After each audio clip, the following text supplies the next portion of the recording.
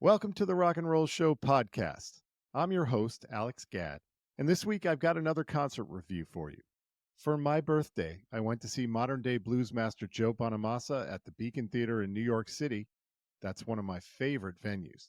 And this is a first for the podcast, as I have reviewed a previous show of Joe's last year. That was episode 23, and that show was excellent, so I was looking forward to another night of uplifting blues music. I understand that's a contradiction in terms, but I hope you'll join me for my second Joe Bonamassa concert review this week on the Rock and Roll Show podcast, coming up right now.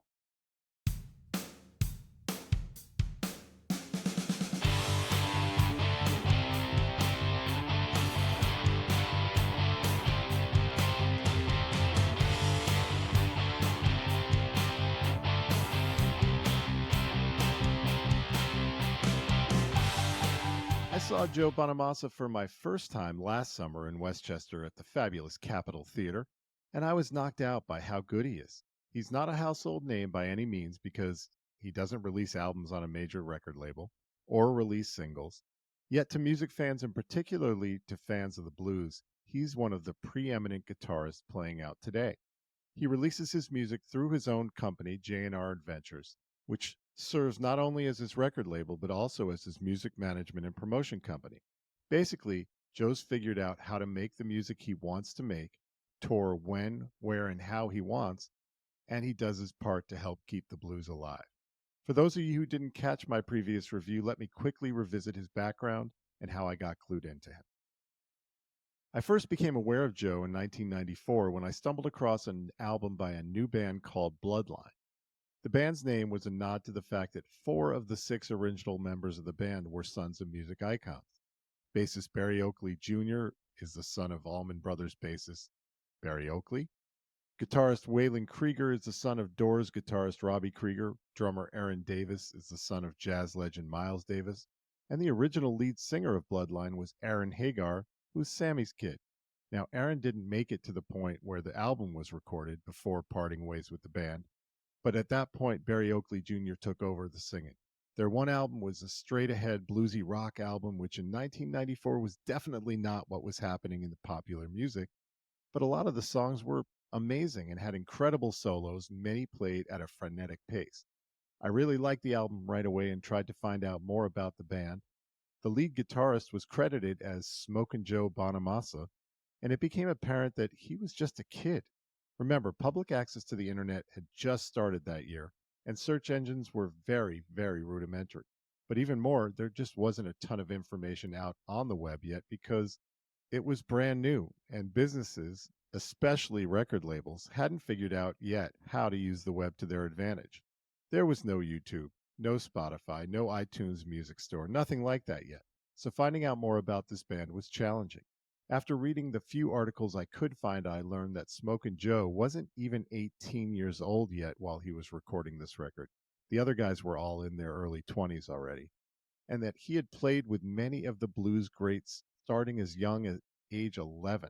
He even opened dates for B.B. King at the age of 12. B.B. King was kind of his mentor. And so began my fascination with Joe Bonamassa.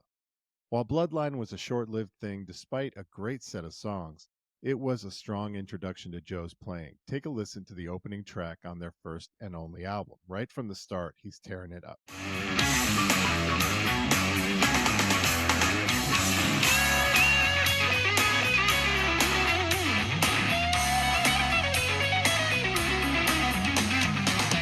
After the band didn't make it past their debut album, Joe went on to form his own band and released his own first album in the year 2000. The first album was pretty rockin', but based on the blues, kind of reminiscent of Stevie Ray Vaughan's sound. Joe's singing voice was soulful and bluesy, a perfect match for his playing.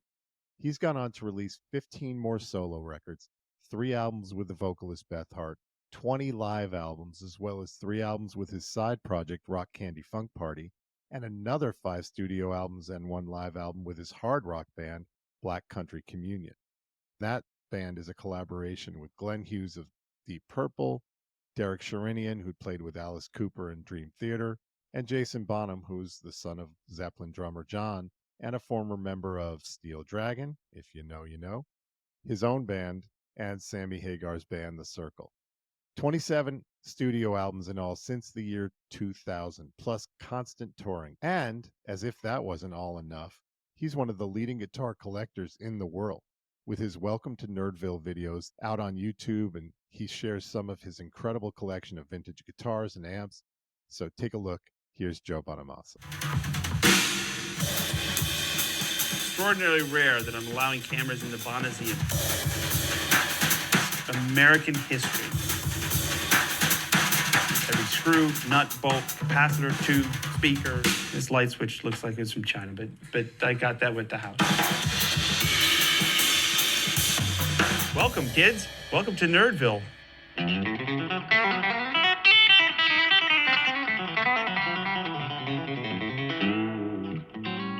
When I did the review of his show last summer, I mentioned at the end that he was playing on my birthday in early 2025 at the Beacon Theater, and I was planning on going. So it was that I met up with my college buddy Rod and my old pal Dave Schultz for a birthday pregame at a great Tex-Mex restaurant right across the street from the Beacon. And you can meet them and learn more about them in episodes 8 and 28, respectively. Dave brought along some of his friends with whom he was going to the show that night. Lisa, George, and Alex were all great company and were very kind to celebrate my birthday with me. Then we headed across the street right before showtime and got to our seats just as the lights came up and the band tore into their first number, which was the same as the last show, a great version of Hope You Realize It from his most recent album, Blues Deluxe Volume 2. The first difference that I noticed was that he had no horn section for this show. The trumpet and 2 sax players were gone. It was just his core band, which included a second guitar player, bass, drums, keyboards, and 2 backup singers as opposed to the 3 that he had last year. The only real complaint I had about last year's show at the Cap was that it was just too loud, which is not a common complaint for me because I love loud music. But I mentioned at the time that it felt like the sound was set up to project into a larger venue like the Beacon Theater, and in the Cap it was just oppressive. Well, as I've said here before, the Beacon has just about as good a sound system as I've ever come across anywhere, and the sound was still very, very loud for what the music was, but I've since found out that that's just the way that Joe Bonamassa plays. He plays loud, and at the Beacon, it was much more tolerable. You could definitely hear the separation of all the instruments, especially the backup vocalists, better than last year's show. And so that was a win. I still brought my Eargasm high-fidelity earplugs with me, but I didn't need them for this show. Getting back to the music itself, after the first song being a repeat from last summer, the second song was a killer take on Joe's own song, Dust Bowl, the title track from his 2011 record. It's a good, slow burn blues song, and for those of you watching the show on YouTube, you'll have to forgive the video for the hand dancer 3 rows ahead of me. She was with 2 guys who proceeded to get pretty drunk and rowdy, but she kept herself to random hand dancing. And so I was grateful I didn't need to stand up every time I wanted to capture something for this show. Anyway, take a listen to Dust Bowl. Stealing your time. Who cares anyway? I only ask you now. Look me up, turn me down. Oh, you give me a CD, sensation, a classic run around. Kill me all. Now I feel like a baby. Living in dust bowl. Look me up, turn me down. Oh, you give me a CD, sensation, a classic run around. Kill me all. Kill me all. Now I feel like a baby. Living in dust bowl. After Dust Bowl came 2 more repeats from the 2024 show, 2 more covers from the Blues Deluxe Volume 2 album, and then he rolled out another original, Driving Towards the Daylight, which was the title track to his 2012 album. This was another slower song that had a dramatic build throughout, and the band was really sounding good. Here's a bit of that one.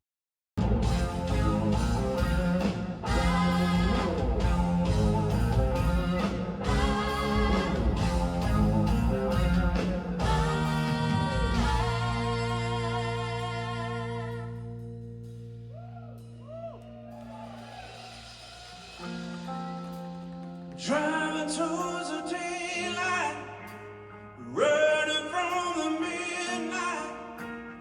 trying to get my way home.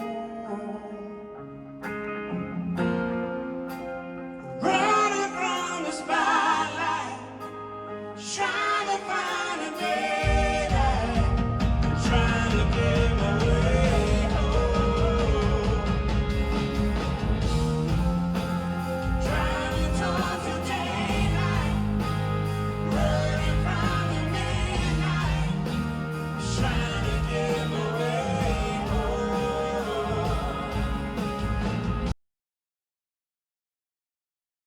The next song was a repeat from the Cap Show, I Want to Shout About It, which is a good one. Fun, upbeat cover from the Blues Deluxe Volume 2 album.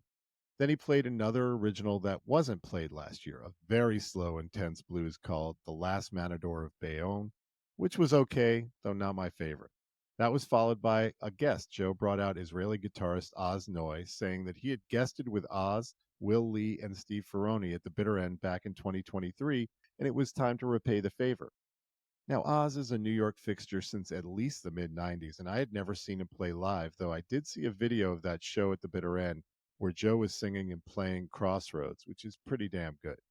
So Oz came out for the Freddie King cover Pack It Up, which was really good. Joe took a solo, then Oz took the next one.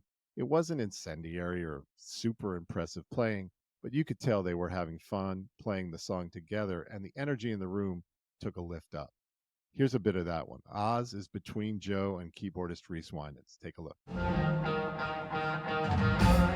my best to understand, keeping the work I find. Oh, baby, don't come with the will. Every time I talk to you, baby, you tell me you ain't got the time. Oh, baby, don't know what's wrong with you. I'm gonna pack it up. I'm gonna give it up. Push you right out of my mind. I'm gonna pack it up.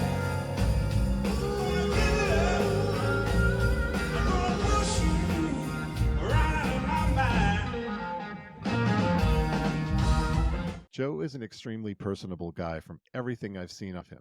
He's done tons of interviews, internet videos, and guitar lessons online. He's smart, charming, folksy.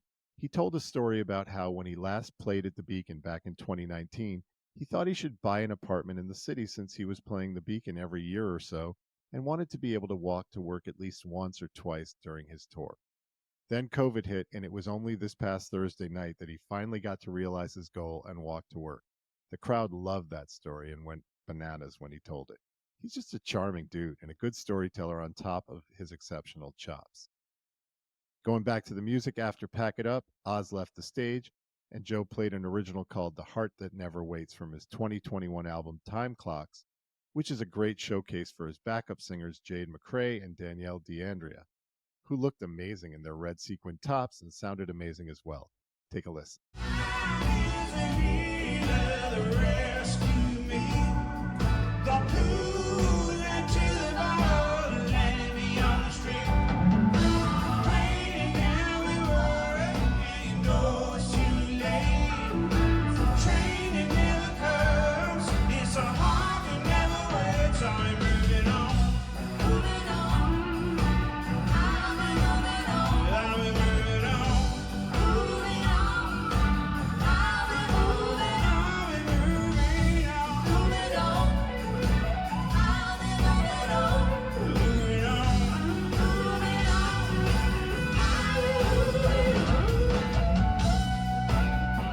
He followed that with another slow blues, Is It Safe to Go Home, which was, as it turns out, written by his second guitarist, Josh Smith, and it was recorded for the Blues Deluxe Volume 2 album. It was the last song on that record.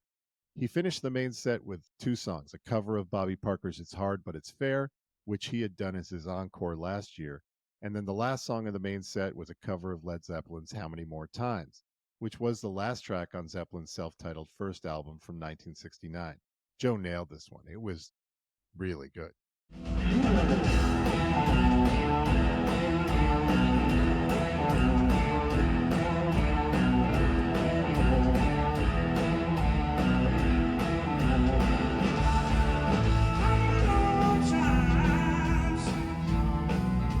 Streaming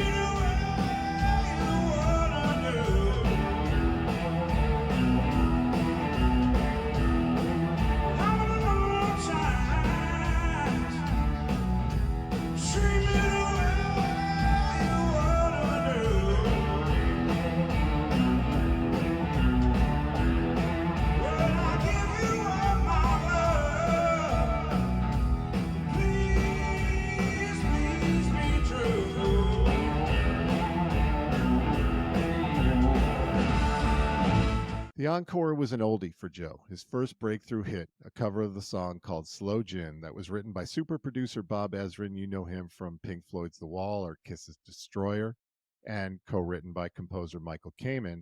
It was originally recorded by Tim Curry back in the late 70s. Yeah, that Tim Curry, Dr. Frankenfurter from Rocky Horror, Wadsworth the Butler from Clue. That Tim Curry. Joe introduced the song by remembering that after he had released a number of albums in the early 2000s to little or no acclaim, when he released his recording of Slow Gin in 2007 on his album of the same name, that was the album that got some attention for him, going to number one on the US Blues album chart. It's a powerful performance. Take a look. I hate you the world else is I'm so damn lonely. People tell me as they pass me by.